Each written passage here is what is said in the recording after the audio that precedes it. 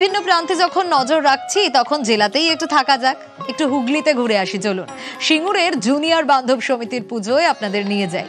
16 বছরের পুরনো এই পুজো মণ্ডপে ওড়িশা ও বাংলার চিত্রকলা ফুটিয়ে তোলা হয়েছে পটচিত্রে এবং প্রতিমা এক কথায় অসাধারণ। রানা রয়েছে আমার সঙ্গে, রানার কাছেই আসবো। রানা, হুগলির সিঙ্গুরের জুনিয়র বান্ধব সমিতির পুজো আমরা দেখছি, সত্যি প্রতিমা অপূর্ব, তা বলার অপেক্ষা রাখে না। তাদের এবারের থিম কি? একদমই তাই। দেখো, যে প্রতিমাটা করা হয়েছে, উড়িষ্যা, বাংলা ও মেদিনীপুরের এই তিনটে জেলার যে পটশিল্পী তাদের পটচিত্রটা এই থিমের মাধ্যমে তুলে রাখা ধরা হয়েছে।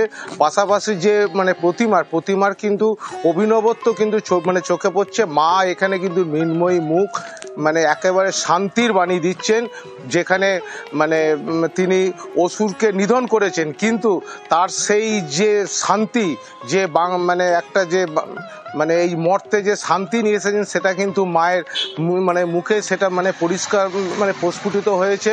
পাশাপাশি থিমের যেখানে বৈশিষ্ট্য রয়েছে, বিভিন্ন যে পটশিল্পী তাদের হাতে আঁকা বিভিন্ন ছবি, আলপনা দিয়ে সব মণ্ডপটাই পুরো সাজিয়ে তোলা হয়েছে।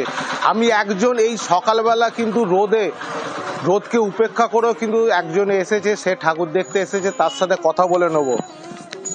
পুজোর কদিন কি প্ল্যান আছে?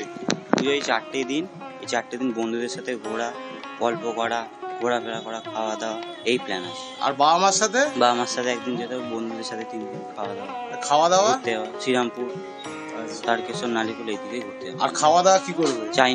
চাইনিজ খাবে? হোটেলে। কেন, বিরিয়ানি খাবে না? বিরিয়ানিও খাবো, বন্ধুদের সাথে প্ল্যান করে চাইনিজ। তাই চাইনিজটা ইচ্ছা আছে? হ্যাঁ। তুমি বুঝতেই পারছো যে আজ পঞ্চমী, পুজোর কিন্তু কাউন্টডাউন ইতিমধ্যেই শুরু হয়ে গেছে। সেখানে কিন্তু এই গরমে সকাল থেকে রৌদ্র, আকাশ ঝলমল করছে, মেঘের কোনো এখনো পর্যন্ত কোনো দেখা নেই। তবু একটা আতঙ্ক কিন্তু গ্রাস করে রয়েছে, যেহেতু আবহাওয়া দপ্তরের একটা নির্দেশিকা রয়েছে যে একটা নিম্নচাপের ফলে বৃষ্টি এলেও আসতে পারে।